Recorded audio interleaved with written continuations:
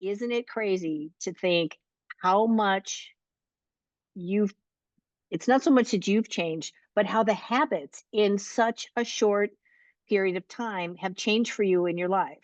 It's absolutely remarkable to think, one, it's only been 10 sessions.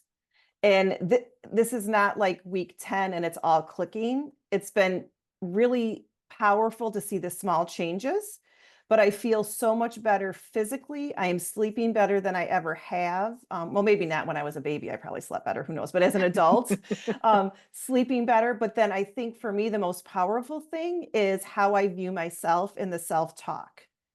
And I've never made a lifestyle change like this where I have had such strong positive self-talk, and not punishing myself for making mistakes because there's really no mistakes to make. It's all learning and it's easy to do, which I never thought. I remember our first meeting, I said to you, I know this is going to be really hard. And boy, was it not. It was just so easy to do this, and my family jumped on. And so for me, that was the gift because I was worried about my family too. And they're requesting things now based on what we've been doing. Which I think is extremely exciting as well, because the Yeah, trickle down from that to your kids who could eat junk food, not that they ate a lot of junk food, right, but just the food choices that you've now integrated into right. your lifestyle is affecting everybody. It is. Like I never would have imagined my kids asking for matchstick rainbow carrots. Like It blew me away when you said that too. yeah, like they're so excited for like in fact my daughter asked, when are we having those again? I'm like, don't worry, they're on this week's rotation. Like this meal, like this pod has those back in it. Because they like the matchstick and those are harder to find. But I did order a mandolin, so that's coming. So that's gonna help me get the vegetables the way they like them. So let me ask you, Yeah. we did a lot around food and structure around food, but it wasn't taking things away. No. It was more about putting them together and then combining that with how you talked about how you kind of viewed yourself and some of the internal stuff. Mm-hmm. And without diving deep into any of the exercises, what I really love about working with you was you were just on board. Let's Yeah. do this. Let me see what happens. This is going Mm-hmm. to be hard. You were honest about when things came up, but you just jumped on and trusted the process. Right.